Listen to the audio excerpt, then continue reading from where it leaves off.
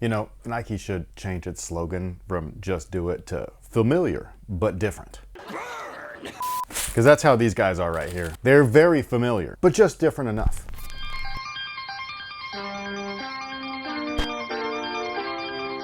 Hey, what's going on, guys? My name's Chris. Welcome back to the official WearTesters.com YouTube channel. Today we are taking a detailed look and breakdown on one of probably my favorite colorways of this model outside of the gorgeous eggplants, which where the f are they? But they are different because the originals were technically white and black. I want to say they were called Summit White, but I don't know or remember for sure. However, this is the Nike Flightposite Quick Strike in what is being dubbed the Sail colorway. Now, before we get started, just want to let you guys know that we've got some brand new Sense apparel stuff coming. And by brand new, I don't mean exactly brand new because we've launched these designs before, but they've been exclusive to hoodies, but it's t-shirt season, so pre-orders begin this Friday, June 6th. They will end June 10th. We will have 3 available options since the 90s, since the 2000s, and we're running one back. We're bringing this bad boy back out. Since '89, we all know why. The garments are awesome. We've gone through multiple different samples for these. These garments are custom. We're not using blanks. We are making our own. So they're vintaged, treated, or whatever you want to call it, vintage washed. And yeah, we've got really cool graphics on there. If you were interested, check the link in our description box, senseapparel.com. And thank you guys so much for supporting. Now, these do come in a regular Nike sportswear box. I think that this is, honestly, it's lame. You know what I mean? I know that we don't wear the box and stuff like that, but when you've got a shoe that's being labeled as Quick Strike and all this stuff, like, come on, bro. Like, these are expensive ass shoes. Packaging and presentation matters. Make us feel like we just bought something that was $200+. What? $250? What the f?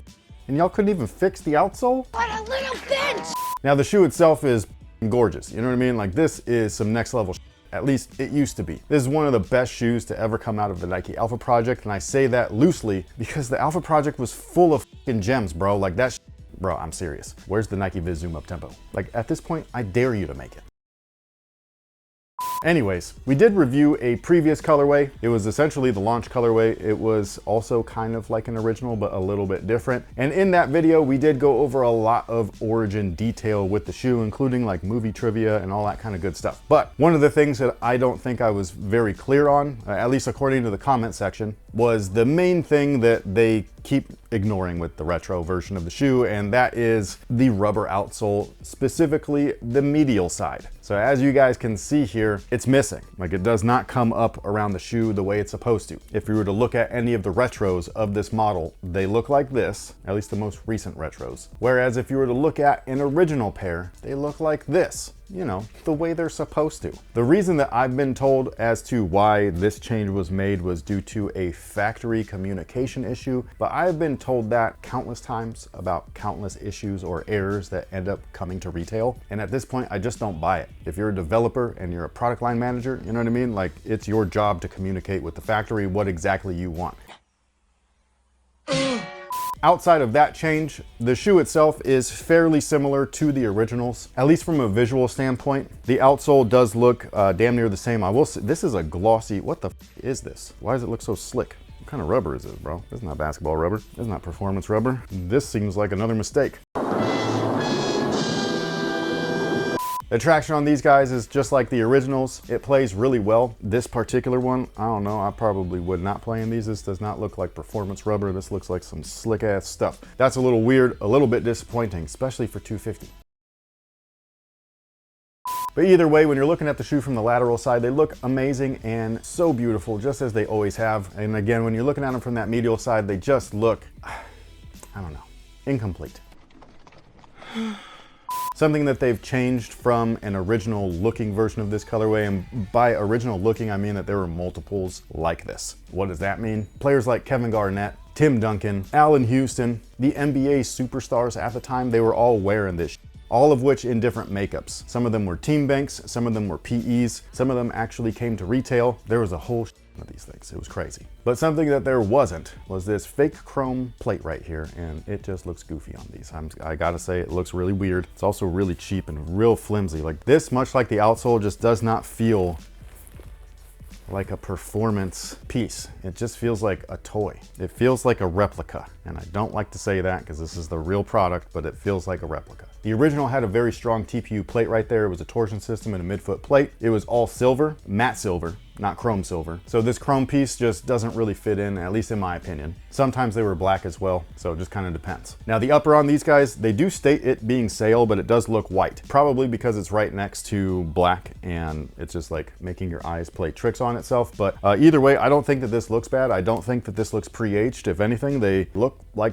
I remember them looking, you know what I mean? Maybe a little bit more muted, like not stark white like they used to be, but it's not different enough to where it would make me be like, no, that's a different color altogether. Do I wish that they were stark white? I mean, sure, but maybe they'll release one. I don't know. I will say that the posite material itself is really soft, bro. Like I've said this before, where they have reintroduced the Nike Foamposite 1 with softer posite and a new shell or new mold. So the upper looks different, more refined, if you will. I do actually like the change. Some people really dislike it. But the main thing that they've changed is the posite compound. And this is poured polyurethane. And the concept behind it is that the more that you wear it, the more it will heat up and mold to your foot, especially with minimal airflow. So that's why there's only ventilation on the interior portion or the medial side of the midfoot, unless you were to unzip the shoe and wear them with the shroud down. And even then, still minimal. But the more moisture and heat that are, you know, like present here and stuff like that, the polyurethane will mold to your specific foot shape, giving you a one-to-one custom-like fit. These guys are just so soft that at this point, it doesn't, like these don't feel like Foamposite. I don't know what to say about this. It's definitely made for lifestyle instead of performance nowadays. Coming in a sportswear box, not surprising. For those of you guys that don't know, a sportswear box like this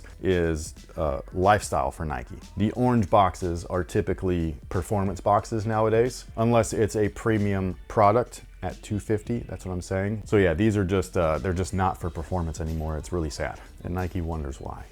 Sales are. But attached to this posite upper is a Lycra or spandex shroud. The swoosh is muted out in black. Sometimes, again, like I was saying, with this particular colorway, they were actually done up in white. However, you can see that on the enclosure patch. It's basically the Velcro flap. And then on the inside, it's built fairly traditionally, where there is a standard eye stay and things like that. It's very similar to the Nike Zoom Flight 98, AKA the glove, or the Nike Zoom glove. And they do come already laced. They do have an internal booty sleeve, which is very similar feeling to the Foamposite one, but also a little bit different. And they do come equipped with oval matte black laces. And for whatever reason, the premium touch that they've added are these glossy looking oval black laces. Whoa, dream big! Now I will say that the cushioning is probably the saving grace on these guys right here. So when you take out the insole, this is it. This is essentially the midsole itself, by the way. So when you pull this out, the shoe itself is empty. So you can fold this thing up and all that stuff. That's how you know this plate is a bunch of bogus trash. Because with nothing in it, it just crumples up, man. And that should not happen with a good solid midfoot plate. But what we have here is a polyurethane insole. It's very thick. There is a slight heel to toe drop, but that's pretty standard in most footwear. Unless you go with the zero drop shoe, which is not standard. So you would have to go with a barefoot style company for that. But embedded underneath that is actually a heel and forefoot Zoom Air unit. Are you going to be able to take this out and put it in a different shoe? Comfortably? Probably not, because like I said, this thing is thick. This is a big boy right here. That's what she said.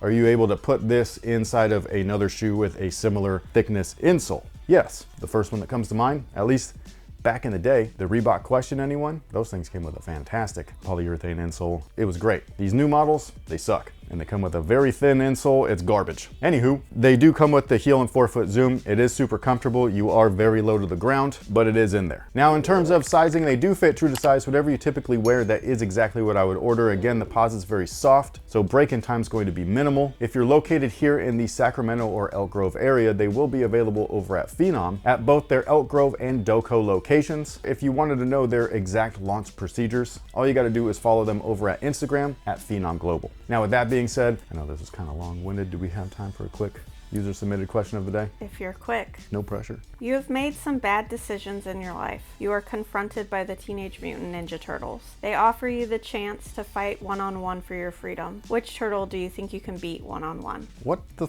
did I do? I don't know. What did I do? You made some bad decisions. Like what? Joining the foot? Yes.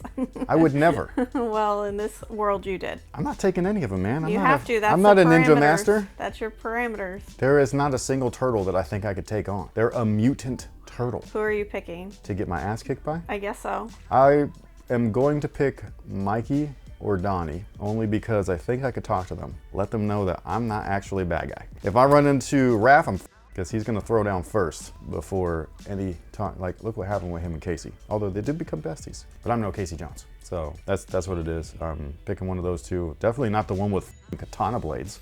Leonardo, you know, the leader in blue. So yeah, even though I do think that he's the most reasonable too, I think that you could level with him. But yeah, what did I do? I play basketball and I make YouTube videos. I don't do anything. I'm not even gonna ask you guys to answer that one. But if you wanted to leave your comments and your thoughts on the Nike Flightposite, at least the more modern 2025 edition of the retros, feel free to do that down below in the comment section. Thank you guys so much for watching. Thanks for all the support. We will catch you guys in the next one. So until then, y'all have a good one.